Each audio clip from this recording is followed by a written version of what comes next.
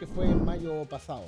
Nos queda una colita, ¿cierto? Un material que logramos captar que es muy, muy interesante, muy entretenido, del Día del Patrimonio en la Estación Central. En el tema de los trenes se celebró en distintas zonas, en Temuco, también en la Maestranza de San Eugenio, donde hubo visitas especiales, la visita del automotor AES, que es uno de los automotores históricos. Ustedes se recordarán en nuestro primer capítulo, el accidente de Quirón, que en 1986, bueno, ese modelo automotor, el último que queda, hizo un recorrido histórico desde Valparaíso hasta Santiago, finalmente, para estar en la estación central. Recogimos parte de eso y también una cosa fascinante del ferromodelismo, hasta dónde llega la preservación de la historia del ferromodelismo y también hacia dónde llega lo minucioso, el trabajo que hace un club que reprodujo nada menos que el viaducto del Mayeco en escala 1,87, esto es, reducido 87 veces. Nos subimos en una locomotora histórica eléctrica, vimos el accionar y sentimos el aroma de una locomotora a vapor, en mi caso por primera vez en mi vida. Esto y más en la siguiente Nota Vintage. ¿Cómo están? Vamos a disfrutar ahora de unas maravillosas imágenes que registramos en el Día del Patrimonio en la Estación Central. Por ejemplo, los trenes de Obenbailer, que son parte de la historia del ferromodelismo de nuestro país, hechos en Chile, metálicos, de una escala superior a la que nosotros estamos habituados a ver. También la fantástica maqueta, esta réplica increíble de la estación Yucay, y también del viaducto del Mayeco, que tiene una extensión de metros fantástica. Así que vamos con las imágenes para empezar esta Nota Vintage.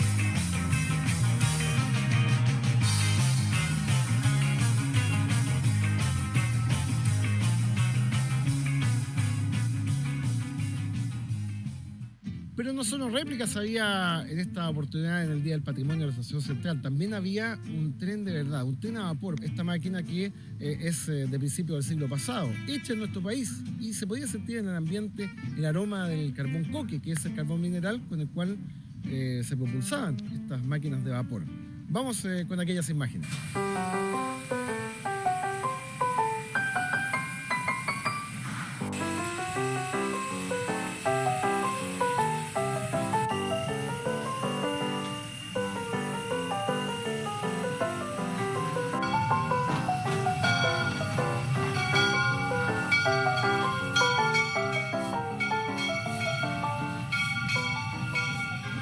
También conocemos por dentro la cabina de una locomotora eléctrica histórica de nuestro país. Pudimos conocer todos sus mecanismos, cómo se levantan los pantógrafos, el acelerador y un dispositivo muy llamativo, que es el pedal del hombre muerto. Si el maquinista por alguna razón se desfallece sobre los mandos, este sistema permitía que el tren cortara automáticamente su recorrido. ¿No?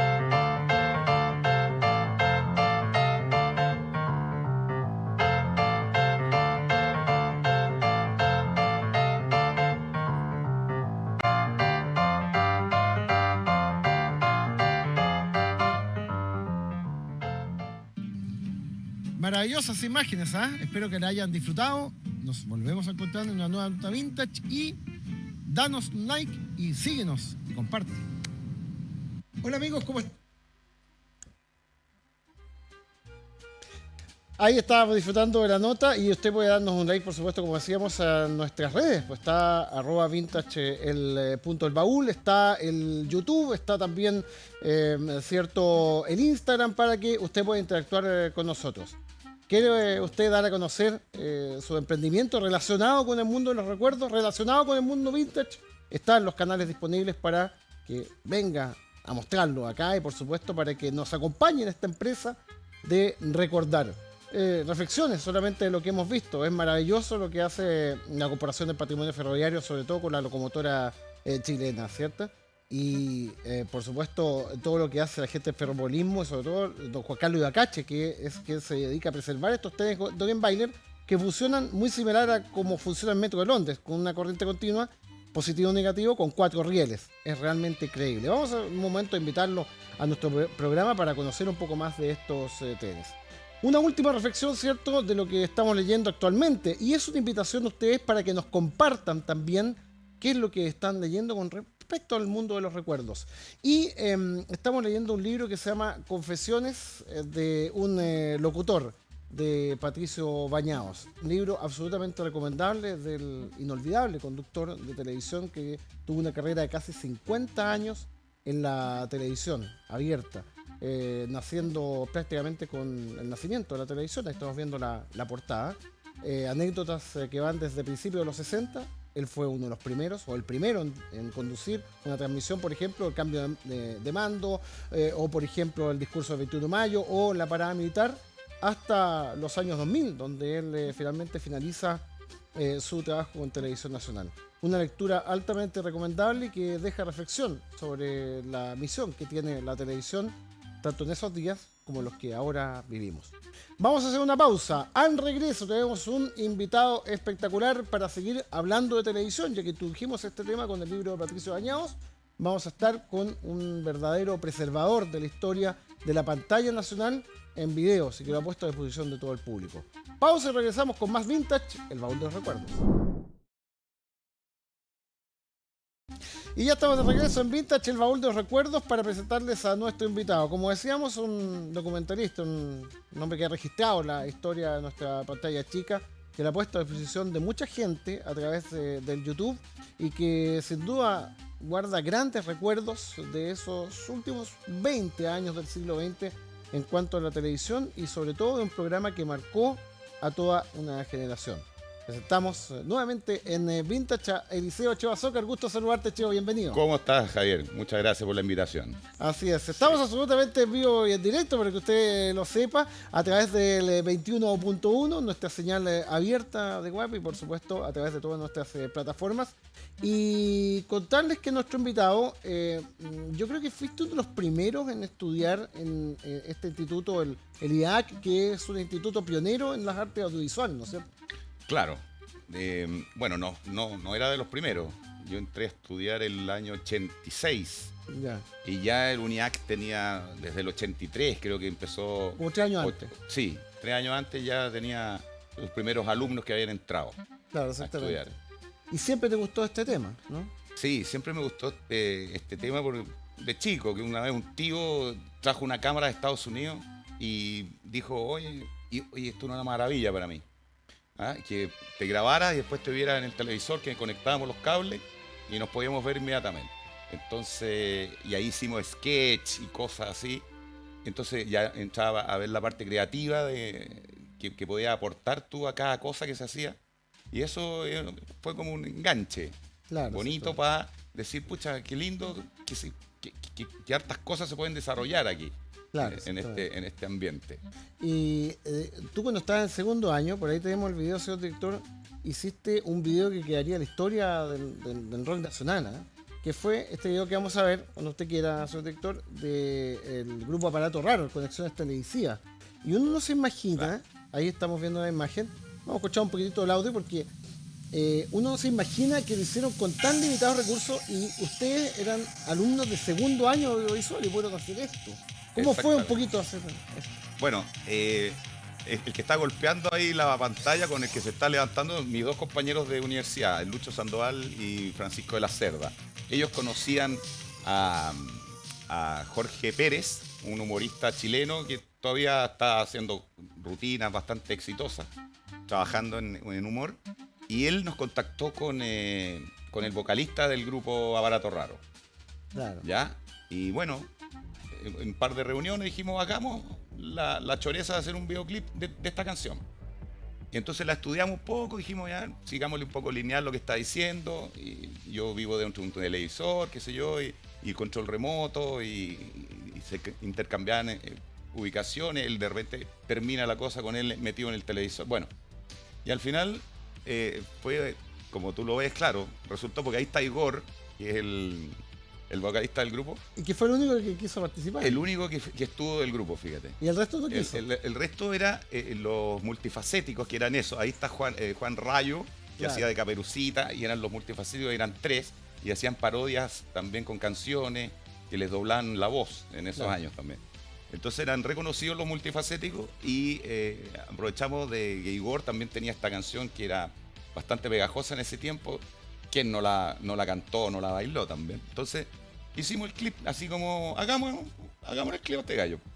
Como una nota también para la universidad. Ah, era como un trabajo para la Que era universidad también. un trabajo para la universidad. ¿Sabes qué? Hay una cosa que detectar. Esto me lo contó un amigo el sábado pasado cuando le hablé de esto y le mostré el video. Ellos se dieron cuenta de algo que yo me di cuenta hace mucho tiempo, me dijo. Un amigo que es audiovisual también. Que cuando apunta al control remoto, o por lo menos los de esa época, lo apunta en la cara, no ve la luz. Pero si la graba, sí se ve. Sí se ve. Eso seguramente ustedes se dieron cuenta. Po. Sí, ahí lo vimos. Y bueno, esa era la choreza que al final Lucho es el que queda metido, atrapado en el televisor. Y así había que hacer ese efecto, entre comillas, porque la verdad que no en esos tiempos no había mucho manera de hacerle efectos a las tomas. Claro. Ya el año, no sé, por 87, 77 7, fue 8, por ahí Claro. lo hicimos. Exactamente. Y ahí veíamos el auto que me gusta tanto, el El Volvo. Volvo. ¿De quién era? Todo era producción.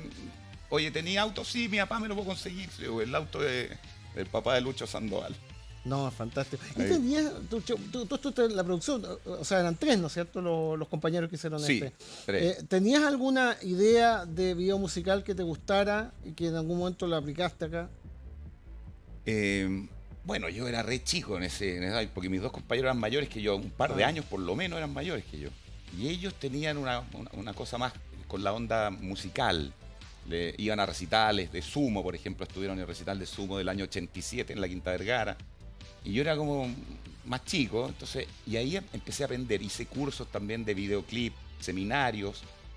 Y ahí aprendí como la técnica para hacer este tipo de piezas audiovisuales. Yo pensé que te gustaba algún grupo que, por ejemplo, el top de la época era Peter Gabriel, lo que hacía, con stop Sí. motion y la cosa. No, yo soy fanático de Police. Ah, ya. Me gusta Sí. mucho, ese es mi grupo favorito. Y bueno, también viéndole videoclips a ellos y todo, desarrollas esa destreza después de poder hacer un buen clip con un buen tema, con buenos actores, entre comillas. ¿Ya? Y bueno, en el fondo es como un trabajo bien metódico, hay que hacerlo bien, mucha locación, conoces también lugares para poder hacer clips.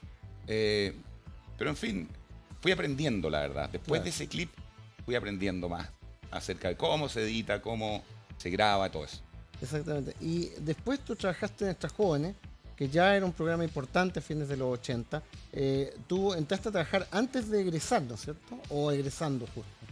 Hice mi práctica, Ah, hiciste la práctica. hice la práctica en el canal RTU, O sea, en Chilevisión hoy día. Por ahí tenemos, señor director, alguna imagen de Extra Jóvenes y sobre todo de un trabajo que justamente vamos a hablar, que es un verdadero documental del programa. ¿Y en qué año empezaste?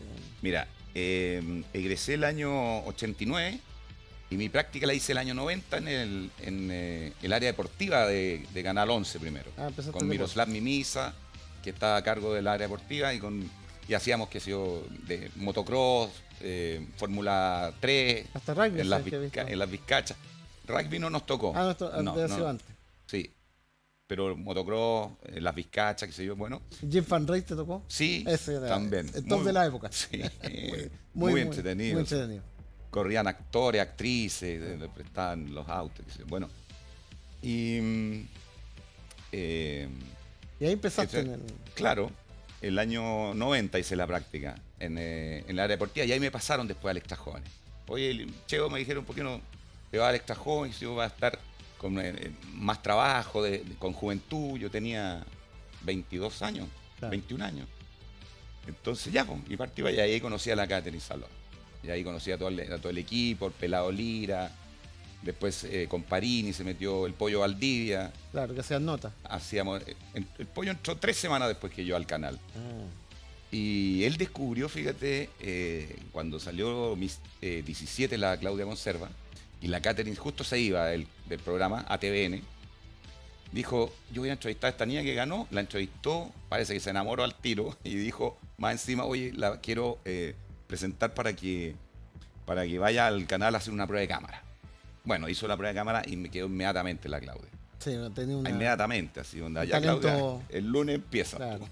No, este tema ahí justamente parte de esto que hiciste, que es una tesis, un documental tesis, Claro, que lo hiciste y dejaste ahí imágenes fantásticas claro, de porque cómo se llama esto, de aquella época, ¿no? mira la escenografía toda pelada, Pepsi auspiciada, después la llenaron de Montón de cosas, póster claro. y de sprites, Claro. ya, qué sé yo, saludos en las paredes, y fue tomando onda el programa ya, con eso. Después Camiroaga vino a estar con la Claudia Conserva, porque primero estuvo la Katy, llegó Felipe, se fue la Katy, llegó la Claudia con Felipe. Claro. Después se fue Felipe, se metió Marcelo con la Claudia, después se fue la Claudia, se metió la Verónica Calabi con Marcelo, Después se fue Marcelo. después se fue Marcelo, así fue, Claro. en esa progresión de animadores. Después vino el Huevo, estuvo también Palomo. Palomo, Cuando había como 3 animadores. y el del 13, ¿cómo se llama? Que estaban en el 13, sí. Que empezó. Fue una escuela. Una escuela, Una claro. verdadera escuela. Y Nuestros fíjate jóvenes. que lo interesante es que, a diferencia, la mayoría de los programas juveniles de esa época eran programas, ¿cómo se llama esto? De videoclips. Acá era un verdadero asado gigante juvenil. Había Claro. entrevistas, reportajes, concursos, iban los colegios. Claro, con el paso del tiempo empezaron a ir los colegios, con ellos concursos y notas. Eso es lo que le incorporaron, notas, reportajes que hacía el Pollo, Enrique Lizana, la Mónica Rodríguez, bueno, varios periodistas que también salían a grabar con el camarógrafo, volvían con la nota, se editaba y se mostraba. Claro. Fíjate que este programa hay piezas que dejó que son tremendas. Por ejemplo, yo estuve participando hace algún tiempo en un documental de mi amigo Gonzalo Albornoz, que lo está editando, de la historia del thrash metal. Y hay una pieza ahí que fue justamente un reportaje a la gente del thrash metal que se juntaba en Las Palmas. Sí. Y eso es el único programa que lo hizo. Porque Necrosis, recordemos, los que gente le gusta el metal, fue hasta gigante y la experiencia no fue para nada buena. Pero en ese caso, la periodista o el periodista que fue lo cubrió con mucha exactitud. O sea, había una rigurosidad en el trabajo sorprendente. O quizás no sorprendente, pero para la juventud que tenían todos ustedes en esa época, ¿no? Claro, claro, porque sentíamos que teníamos que dar contenido en el programa. Entonces había que buscar temas, reportearlos y conversarlos.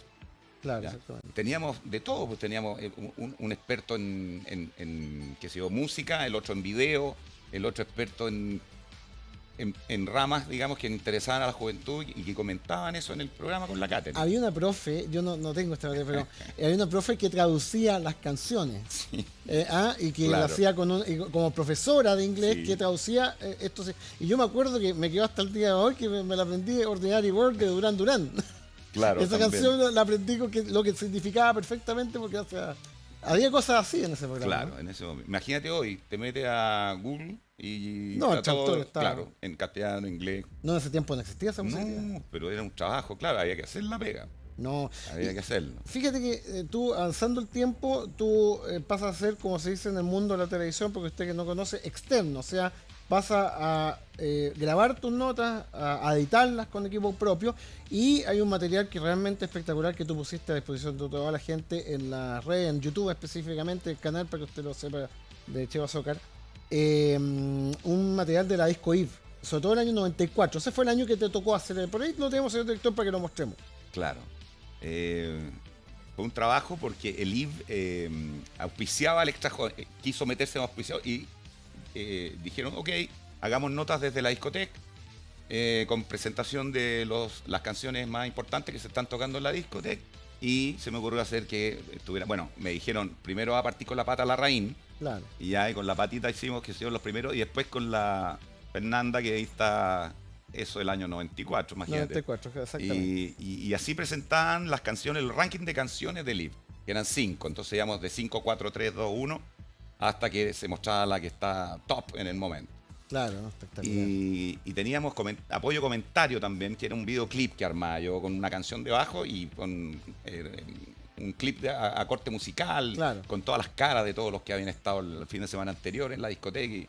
Y con eso armaba la nota y que la presentaban Marcelo con la Claudia en el Extra Joven. Yo te preguntaba otra vez si esto de cubrir las discotecas no te entusiasmabas con la noche y todo eso, porque, bueno, hay gente que se entusiasma. Y en ese tiempo la televisión era un poquito más relajada en ciertas cosas. Ahora todo es muy, muy riguroso, más cuadrado. Pero nunca te tentó de quedarte ahí. Lo que pasa es que, claro, tenía que terminar de grabar y tenía que guardar los equipos en alguna parte. Entonces eso me preocupaba mucho. Entonces no me quedaba un ratito, qué sé yo, pero siempre preocupado de la cámara, el micrófono, las luces, de tener un lugar donde dejarla. Entonces al final me la llevaba para mi casa. Me quedaba media hora más y Claro. me despedí ahí De la de gente. Andrés Musar, que era el dueño de la IF. Así que bueno, y de todos los amigos, eran cabros más chicos que yo en esa Claro. época. Claro, tú tenías como 20 y tanto y ahí Claro, veíamos gente eran de de 17, 18. claro, justo. Pero todo el mundo pedía, oye, quiero mandar un saludo, porque además andábamos con micrófono. Entonces eran saludos para ir. Y los ocupaba el Extra Jóvenes para salir a comerciales. Claro. Entonces decían, oye, desde la discoteca van a mandar saludos algunas personas y nos vamos a comercial y volvemos. Oye, ¿y esto con qué lo grabás? ¿Con qué tipo de cámara lo grabás? Primero partí con una VHS. Después de algunos meses me dijeron, oye, tío, voy a subir la calidad, qué sé yo, y hay que mejorarla y todo. Y me compré una Super VHS, una Super. cámara. Vendí la otra, puse un poquito más de luz que una Super VHS. Porque Que, Beta era carísimo, o sea, sí, una cámara Beta era no, carísimo. olvídate. Betamax es el sistema que se ocupaba, Claro. digamos, en aquella época ya. Betacam. Betacam en realidad. Betacam, Claro, porque, claro, Claro. el Y Betamax era- le competía al VHS Exactamente. en los videoclubs. En los videoclips. Sí. Claro, al final se puso VHS. Pero Claro. era. Mejoró la calidad, sin duda. Y fíjate, me sorprende mucho. Yo, como te comentaba la otra vez, un admirador de tus videos porque podías rivalizar en calidad con este equipo que era más limitado con los restos de material que hacía el canal con sus cámaras, Claro. el equipo de videotape que eran más avanzados. Y sobre todo una cosa, que era un ambiente oscuro. Po. Entonces tenías que luchar con ese tema de que había poca luz. Po. Claro, había poca luz y siempre apoyado con algún foquito que tenía yo con algún ayudante, un par de amigos que los invitaba, le pagaba un par de lujitas a cada uno y el otro estaba con el foco todo el periodo que estábamos en la discoteca, que era 3, 4 horas. Claro, ¿no? Por ahí. Y Ahí justamente de ese registro, hace no mucho tiempo en realidad, se viralizó algo que realmente sorprendió. Es un personaje muy conocido de la televisión actual, que dio su testimonio ese año 1994. En esa época este personaje tenía 17 años. Yo calculo, era un año más mayor que yo tenía 16 en esa época. Y supe la edad del muchacho, yo ahora tengo 46. Usted calcule la edad del chiquillo aquel. Señor director, cuando quiera vamos con ese material y lo escuchamos. Bueno, la nueva productora de la Cheo, la Paula, es súper buena onda y quiere mandar un saludo a mi polola, en especial a la Maca, que es una mujer excelente para mí. Y bueno, aquí estoy en el IF Discoteca y lo estoy pasando pero mortal. Ojalá que todos lo pasen súper bien acá, por loco. Esa onda. Qué tremendo, 17 años, ¿ah? Uno de repente le da cosa como hablaba en esa época, tan distinto, ¿ah? 17 años. Y fíjate, esto tú lo publicaste hace años ya en tu canal de YouTube. Y claro, el Repening, José Luis Repening, por si usted no vio, lo alcanzó a ver, es que era José Luis Repening, actual conductor del matinal del Canal 13. No lo tomó tan bien, digamos, no le gustó que saliera esto, ¿no? no le gustó porque estaba en prensa él, creo, en esa época. Megavisión. Todavía estaba en el Entonces Mega, estaba claro. empezando, saliendo, qué sé yo, en cámara y me dijo, oye, Cheo, saca esa cuestión, por favor. Me vaya a embarrar la carrera. Pero Así sí, que, oye, bueno. y después de unos dime y direte, no, pero ¿por qué lo va a sacar? Le dije, no tiene, no, por favor, sácalo, qué sé yo, ya. Lo saqué. ¿Ya? Y lo saqué un buen tiempo. Entonces pasó, y él se fue después a Canal 13 y empezó ya a hacer cosas en televisión que lo vi que estaba más suelto y dije, pucha, esto no le va a hacer daño. Así que lo volví a subir el material. Lo volví a subir y bueno, ya no me ha llamado más, no hemos hablado más. Ya lo asumió también, porque creo que hace unos meses atrás apareció y lo agarraron para el No, fideo. se lo mostraron en el matinal mismo. En el matinal, claro, lo agarraron para el fideo toda la mañana. No, es increíble. Bueno, uno tiene que... hay una ópera rock de Who que decía quién es el yo real, y en realidad yo llegué a una conclusión. El yo real es el yo de todo lo otro yo que he sido antes, digamos. O sea, tiene que haber un cierto sincretismo, porque muchas veces pasa eso, pero uno a veces le da vergüenza, pero tiene que asumir que uno era así. Pues, Sí, no, y además que fue una casualidad. Yo revisando las cintas de esos años, de repente, entre los saludos, que saludaron, no sé, tuvimos 6 meses grabando en la discoteca y fin de semana por medio, y no sé, habían 500, 600 saludos, y de repente esta cara dije, oye, pero este gallo... ¿Lo reconociste? Lo conozco, pues, el Revenant, dije. Así que, listo. Oye, tenemos... vamos a cerrar este bloque, pero tenemos ¿cómo se llama esto? En el tercer bloque, un personaje también es muy, muy conocido. Ahí lo vamos a ver también, como por esa edad, yo creo, por 17, por 18, un poquito más quizás, pero un personaje también muy, muy conocido del mundo de hoy, y que nuestro archivista, ¿cierto? Alcanzamos, señor director. Excelente. Mostremos a este personaje que, como digo, debe haber tenido no más de 18 años en esta época, no sabemos exactamente, pero no debe haber tenido más de 18 años.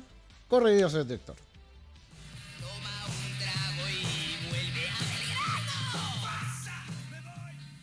Primero que nada, no hay un centro de alumnos, no hay una voz de todo el alumnado que diga, puta, no estamos de acuerdo con esto, no nos gusta lo otro, y si lo llegáis a decir allá adentro te retan, no te agarran mala. Ahora el profesor tiene 1,5 millones más de derechos que los que tiene el alumno, o sea, no... Tú llegáis 30 segundos atrasado a la clase y quedáis ausente, bueno, porque el profesor a los 10 segundos te pasó lista y si no cagaste.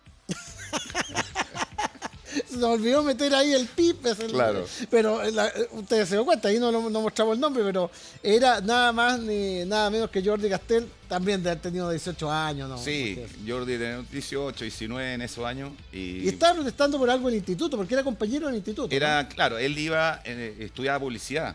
En el mismo año que yo, pero publicidad, o sea, nos topamos en los recreos, lo veía. Claro.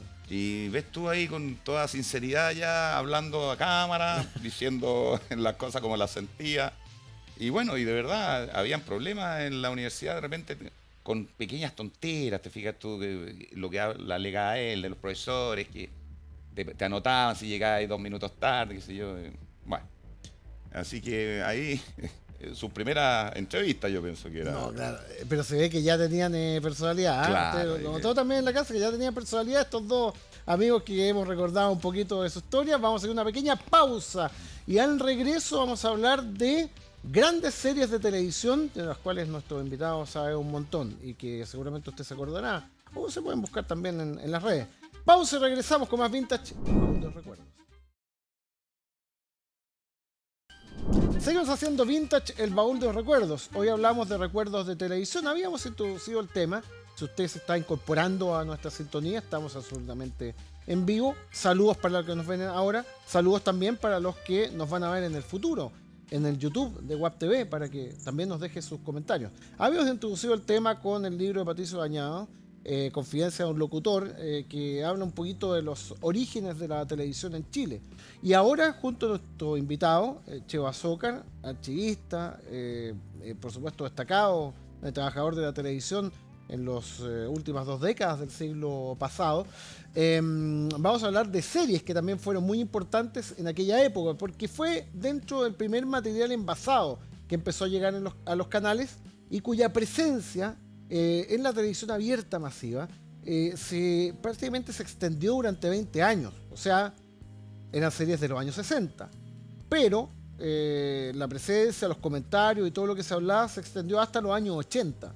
O sea, en los 80, primero los canales grandes, después los canales más pequeños, las seguían emitiendo y seguían sacando risas, sobre todo. Son series de humor y muchos comentarios. Series que también fueron muy importantes en la televisión de Estados Unidos, que es de donde provienen, y que también tienen historias muy interesantes. Chico, para empezar, vamos a hablar de una serie que sin duda marcó mucha historia y mucha gente que le gustó muchísimo, que es La Hechizada. El nombre era Bewitched, exactamente. La embrujada, por así decirlo. Fantástica, con la Elizabeth Montgomery. No, qué gran actriz, ¿eh? Fantástica. Y bueno, los gringos hacían maravillas en esos años ya. Una serie del año 65 hasta el 70. En 5 temporadas hicieron cerca de 140 capítulos. No, claro.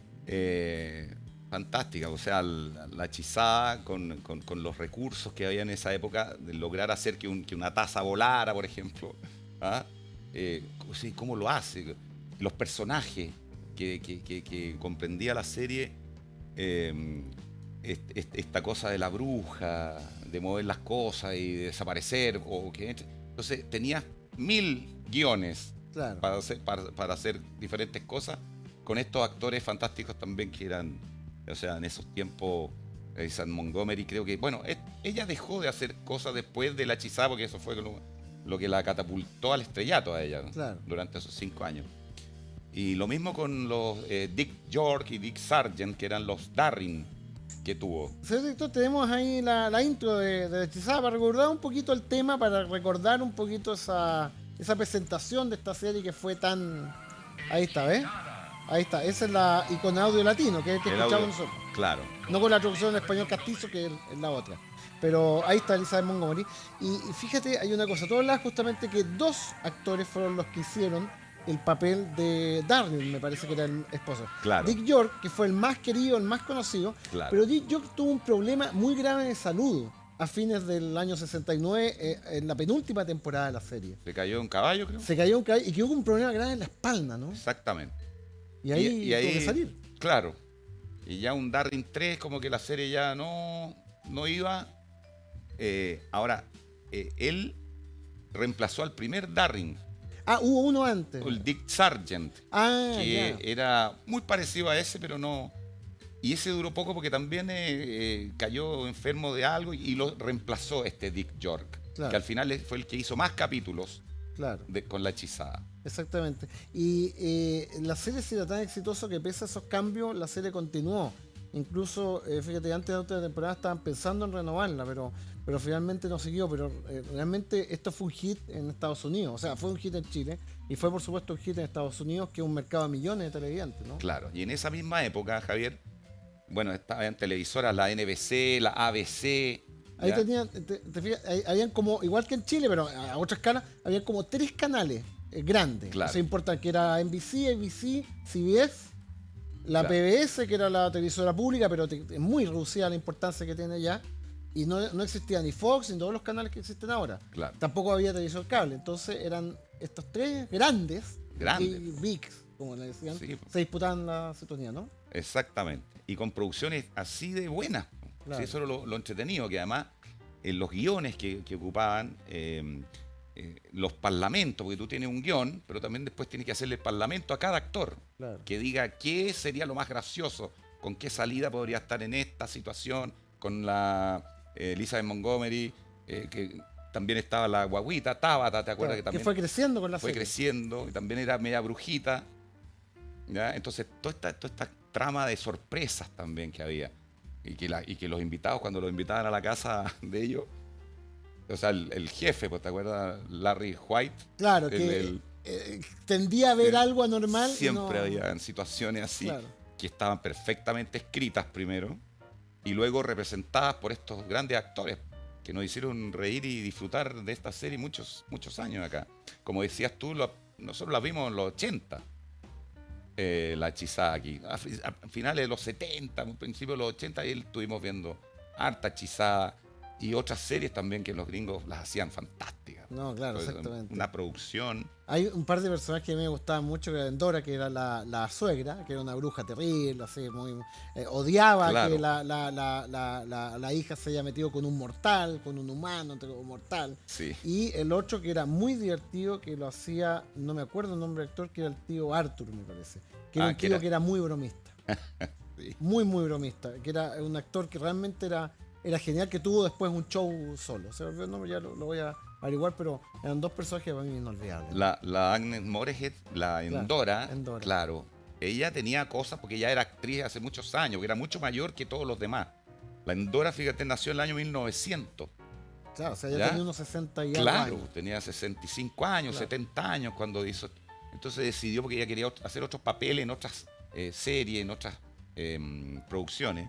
Entonces ella se matriculó con 8 series nomás de 12 capítulos que iban a ser al comienzo, los primeros. Claro. Entonces dijo, no, yo voy a aparecer en cierto.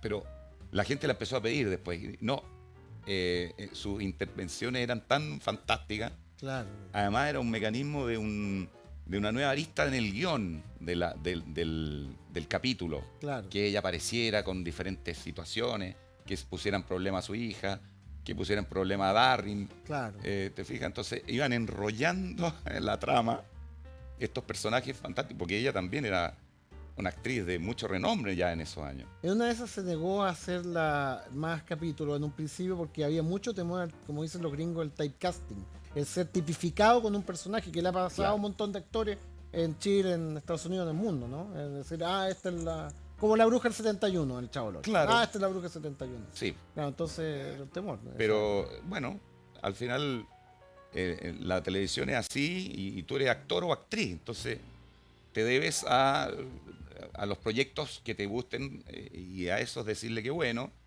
y meterte a trabajar de frente en eso. Y estos actores tuvieron mucha suerte porque la serie fue muy exitosa. Entonces, al final, como dices tú, ya al final era como el Chavo. Si faltaba Don Ramón, ya no era lo mismo. Claro. Si faltaba el Kiko, tampoco iba a ser lo mismo. No, ¿Ya? tremendo. Entonces, esta serie duró 5 años, simplemente. Y nos quedamos con el recuerdo para siempre de ellos. No sé si fue una de las series, ya hablaremos de otra, que sí yo tengo el dato certero, de que pasó de blanco y negro a color. Porque recordemos que esa época en Estados Unidos era la época de la transición. Desde el 65, el color de Estados Unidos en realidad empezó en los 50, pero ya empezó progresivamente a implantarse la televisión a color desde el año 65, los primeros programas, por ejemplo el show de Salian, que es un show famosísimo de la CBS, me parece, la CBS.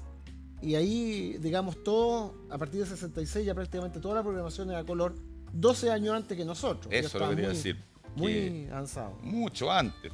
Nosotros, los primeros televisores a colores los regalaba Don Francisco, ¿te acuerdas? En Estados Unidos. Claro, 71. De hecho, estaba prohibido tener televisor a color. Tuve que hacer un decreto en esa época que permitía la importación de televisores a color. Antes se emitía, pero no, hasta que no firmaron el decreto ya ahí se permitió absolutamente.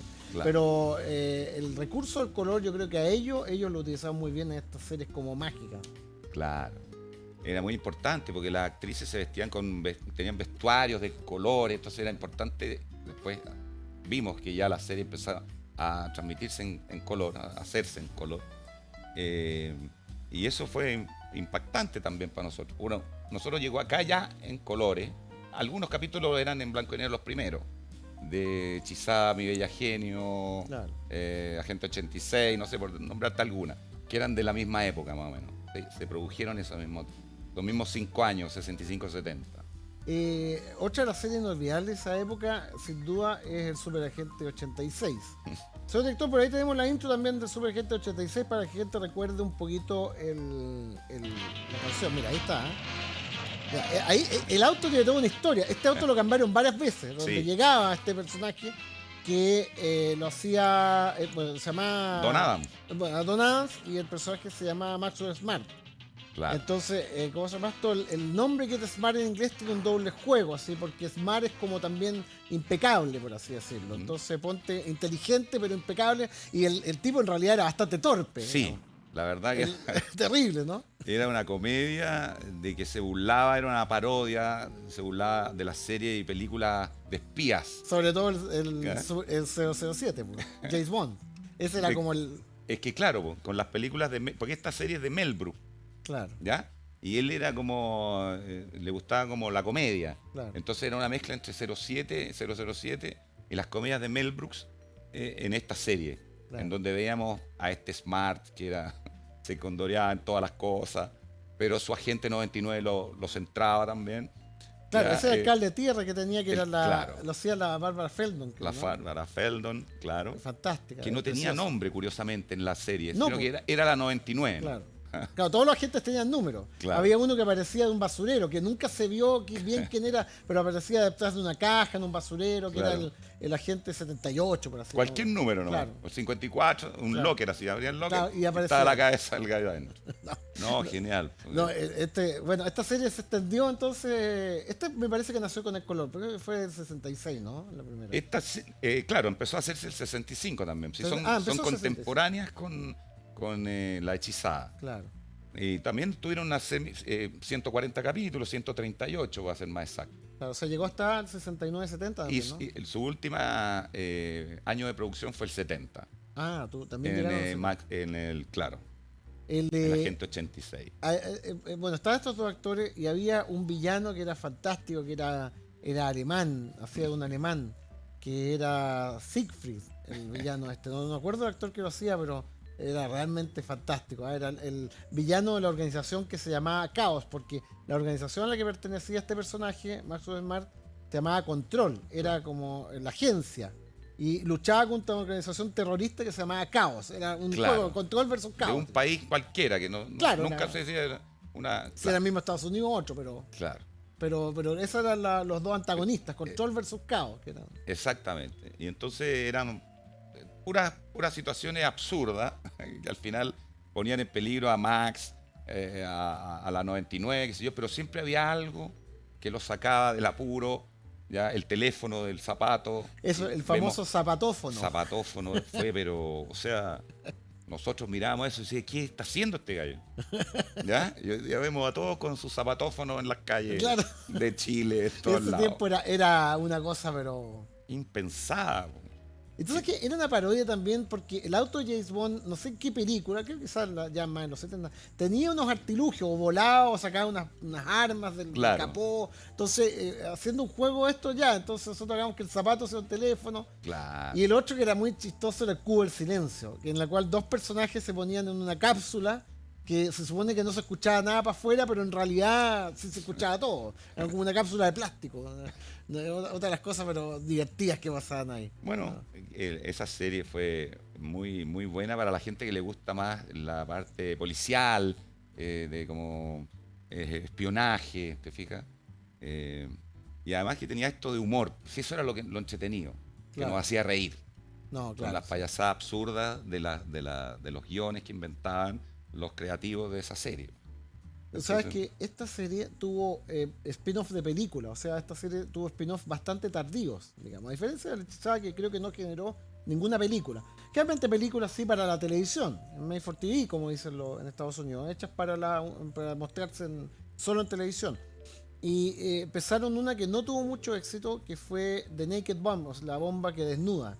Que la historia era que tenían que impedir Maxwell Smart que activara Caos, una bomba que al activarse dejaba a toda la gente desnuda. Entonces hacía todo un juego ahí, un montón de cosas chistosas. Y aparte, después tuvo una última, como una despedida que se hizo, creo que a fines de los 80, si no me equivoco, donde se ve lo que ya estaba, porque en esa película del 80 no estaba Barbara Feldon, y en la siguiente sí. Y ahí es como el final de la historia. Efectivamente, Maxwell Smart se casa con la 99, tienen hijos, y el hijo se mete en problemas y cosas así. Pero es muy bonito porque ellos, los norteamericanos, son capaces de hacer esto, de toda la gente que quiere reuniones, las famosas reuniones que hacen ellos, decir, pucha, ¿en qué quedaron los personajes? Y te cierran la historia de alguna manera. Eso es algo muy, muy lindo de ellos, ¿no? y creo que también, fíjate, a nosotros nos llegaban estas series traducidas. Claro. Entonces hay que darle también la importancia, fíjate, a los locutores y locutoras de estos programas. a los que doblaban. A los que doblaban. En este caso mexicanos, ¿no? Exactamente. No, Porque al sí, final tú sentías el personaje por el audio, claro. aparte de verlo, pero el tipo movía la boca de una manera que no es la correcta. Hoy día lo vemos en teleseries brasileñas cuando están dobladas al castellano, ves que se habla parecido. Y al público no le importa mucho eso. La cosa es oír esta voz de, qué sé yo, La Hechizada, de Maxwell Smart, Los Tres Chiflados, por ejemplo, por decirte algunos Claro. personajes, la voz de Curly. No, y es terrible ¿Quién cuando, hacía eso? cuando cambiaban al doblador. Y la voz no era la misma. Exactamente. Entonces es terrible. Entonces es muy importante eso para también cerrar una buena producción redondita. Los gringos sabían, decían, hay que elegir los personajes que nos doblen todos los capítulos de aquí para adelante. O sea, Claro. no pueden fallar. Claro, no se puede fallar. No pueden fallar. No, No se pueden morir tampoco. No, claro, no les puede pasar No. nada. Pero sin duda es una serie inolvidable. Y si usted tiene alguna serie inolvidable, puede escribirnos, ¿cierto? Ahí teníamos el Instagram, también las redes de WAP TV, donde están también nuestro Instagram, ¿cómo se llama esto? @WAP TV. Está también en nuestra página, así que puede también compartirnos sus impresiones para que en capítulos futuros sigamos hablando de esta serie inolvidable, si usted se recuerda de alguna.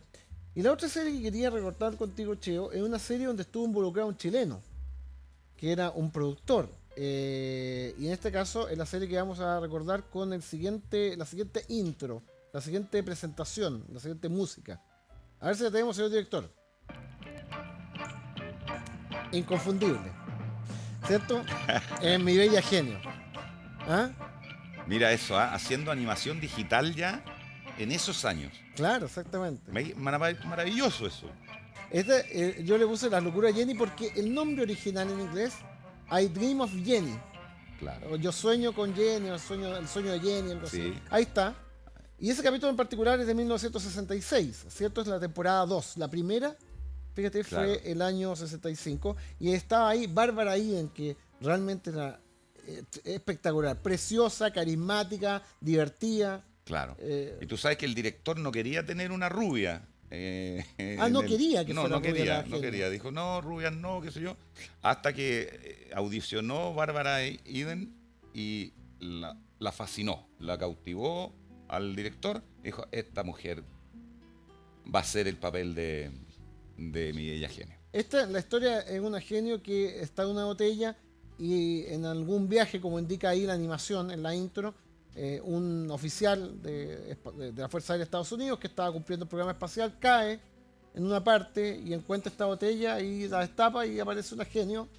Entonces, que lo ama, por supuesto. En el fondo le dice amo, es su amo. Este oficial que lo hacía... Larry Hagman. Larry Hagman, exactamente. Lo hacía Claro, Larry Hagman. él trabajaba en la NASA. Claro. Entonces exactamente. lo mandan en una misión, se supone al exterior, fuera del planeta, pero tuvo un problema la misión, que el cohete, no sé, terminó aterrizando por ahí nomás, Claro. en una isla perdida. Y cae en esta isla y de repente en la playa ve que una botella se mueve.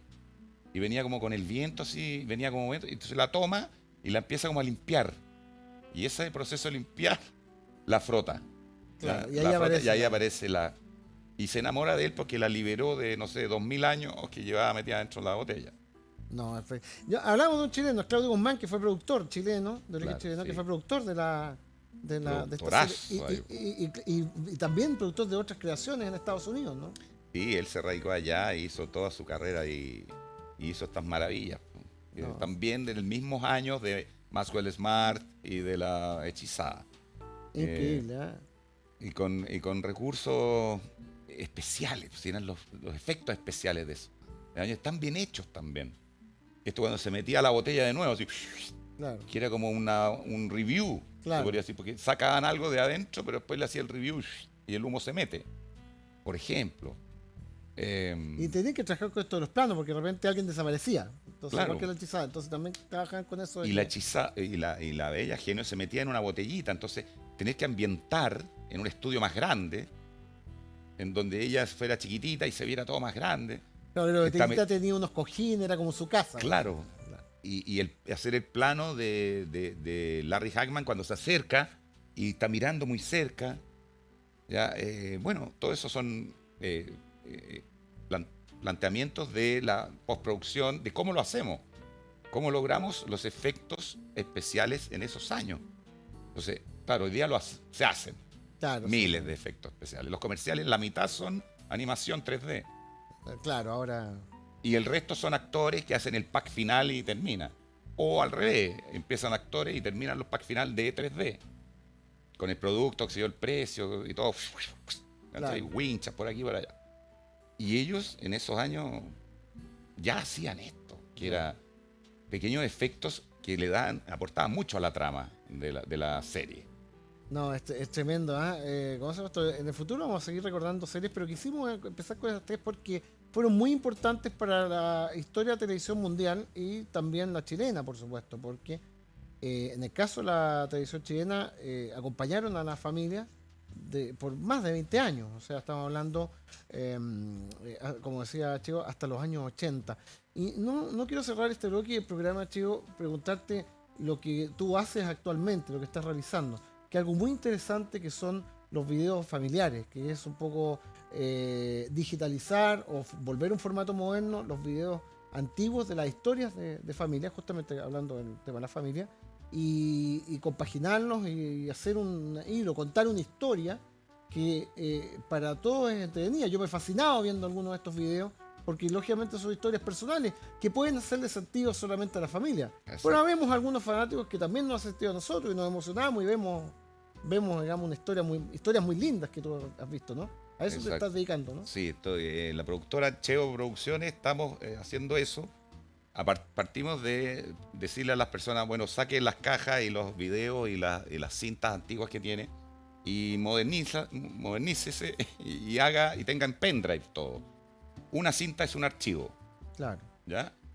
Y en base a lo que se recupera de todo ese material, les proponemos hacer un video familiar para un cumpleaños, para un aniversario matrimonio de los papás o los abuelos, en donde se presenta esa noche o esa tarde o en ese lugar proyectado la historia familiar. ¿Tenemos alguna imagen, señor director, que un poco cuenta lo que está realizando Cheo con respecto a estos videos familiares?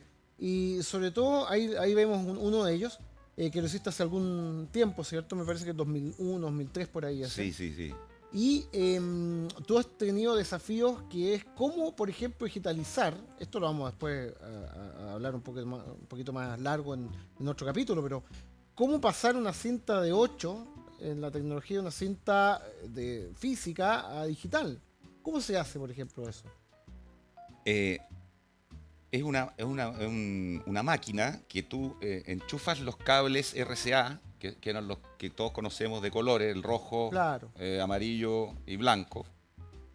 Lo enchufas en esta adaptador especial que es un transmutador y que saca el otro cable, es un cable Firewire, Ya. y se mete al computador. Y te digitaliza lo que es análogo, te lo convierte en digital por el solo hecho de tener ese cable. Pero incluido estas cintas que son de proyección. ¿Eso es cine? ¿De cine me hablas? Claro, por ejemplo, una cinta de 8. Yo tengo una cinta de 8 antigua. De 8 milímetros Sí, de claro, cine. Claro, Ese es un proceso que se llama conversión telecine, Claro. que es a través de unos espejos, Ah. que tú lo haces, es como un abanico que lo abres y proyectas el video en uno con un proyector y la cámara toma con el otro espejo la otra parte. Claro. Claro, lo que tú hablas anteriormente. Que proyecta estas películas de cine, se llaman películas. Una película, no una Película. cinta magnética. Claro. Lo que hablabas anteriormente, entonces, por una cinta magnética, por ejemplo, para un VHS, ¿cierto? Eso de los cables, ¿no? Sí, sí, sí. Claro, es fundamental ahí hacer esa conversión para que el computador te los lea. Ahora, en el proceso de captura tiene algunas fallas de repente, porque las cintas venían con drops. Muchas cintas VHS o mini DV o video 8 vienen, o el tipo cortaba y la cinta se corría un poquito al apretar de nuevo para grabar. Entonces te queda un ruido. Y ese ruido el computador no te lo toma. Entonces tú tienes que estar al lado para echar para atrás de nuevo y agarrarlo desde el momento para continuar el traspaso. Ah, o sea, Entonces no es tan sencillo de no, claro. dejarlo haciendo y te vas a tu casa. O sea, te vas a tomar un café. No. No, claro. Tienes que estar ahí mirando todo el rato. Oye, esto realmente hemos quedado con gusto a poco, porque vamos a seguir hablando de este proceso, de las películas. Vamos a pedirle a nuestro invitado que realmente pueda traer alguna máquina, pero eso va a ser un próximo capítulo de Vintage. Muchas gracias, Cheo, por acompañarnos. Gracias a ti, Javier, por la invitación. Te felicito por el programa porque es bueno recordar. Recordar llena el alma, te emociona, ¿ah? Y te alegra también. Recordar es volver a vivir, o vivir, así, simplemente. Nos vemos hasta el próximo miércoles, mismo horario, 19 horas. Que lo pasen bien. Chao, chao.